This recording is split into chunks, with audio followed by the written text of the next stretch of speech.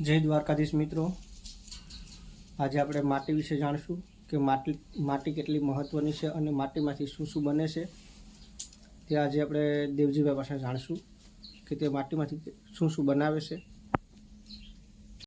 મિત્રો, તો આપણે આવી ગયા દેવજીભાઈના ઘરે। આ દેવજીભાઈ જો માટીમાંથી વાસણ બધા બનાવે છે। હવે દેવજીભાઈ શું શું વાસણ બનાવે તે આપણે એમને પૂછીએ, પરંતુ પહેલાં તે જે બનાવે તે આપણે જોઈએ કે તે શું બનાવે।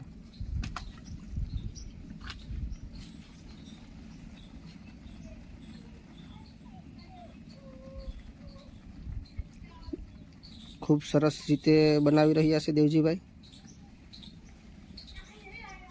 દેવજીભાઈ, જે આ ફરે છે તેને શું કહેવાય? સાંકડું કહેવાય। શું? સાંકડું, બરાબર।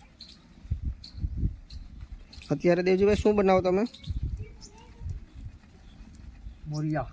મોરિયા, બરાબર। મોરિયાનો ઉપયોગ ટૂંકમાં શેમાં થાય દેવજીભાઈ? દાડા માટે, કીરિયા માટે। દાડામાં ને કીરિયામાં, બરાબર।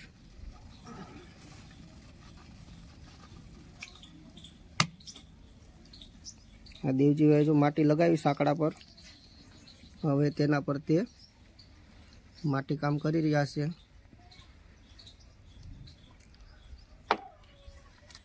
આપણા બુઢિયાઓ બધી છે તે માટીના વાસણોમાંથી જેને બધી પસરીને ગયા છે કે માટીના વાસણમાં તમે રસોઈ બનાવો, દહીં મેળવો, બહુ સારી રીતે વસ્તુ બને છે અને તેની મીઠાશ કંઈક અલગ હોય છે।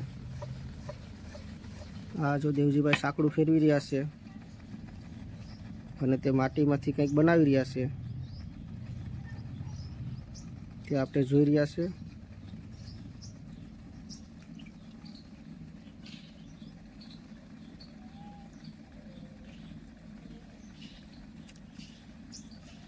પરંતુ મારા વિડીયોમાં તમે નવા હોય, લાઈક અને સબસ્ક્રાઈબ કરજો વિડીયોને।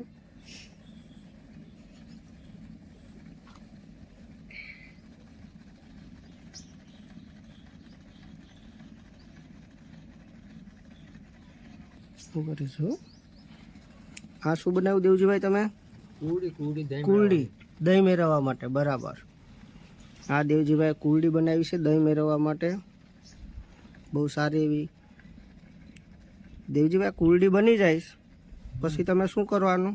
લીલું હોય તેને અને પછી સૂકવવાની હોય, સૂકવી દેવાની તડકે, લીંબાડામાં નાખવાની હોય। પછી લીંબાડામાં ભઠ્ઠો બનાવવાનો, લીંબાડામાં ભઠ્ઠો બનાવી અને એટલે ઓલું થઈ જાય, પકાવી દેવાનું, બરાબર। પછી કલર કામ કરવાનું, હા, બરાબર।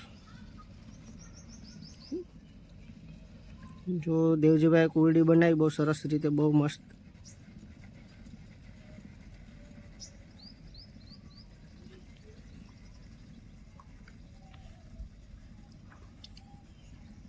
દેવજીભાઈ, તમે ક્યાં ક્યાં વાસણો બનાવો છો? મોરિયા, લોચા, દિવાળીનો માલ, ઝીણો માલ, બરાબર। તાવડી, મોરિયા, બરાબર ને? સરસ, ભલે। જય શ્રી બાઈ માતાજી।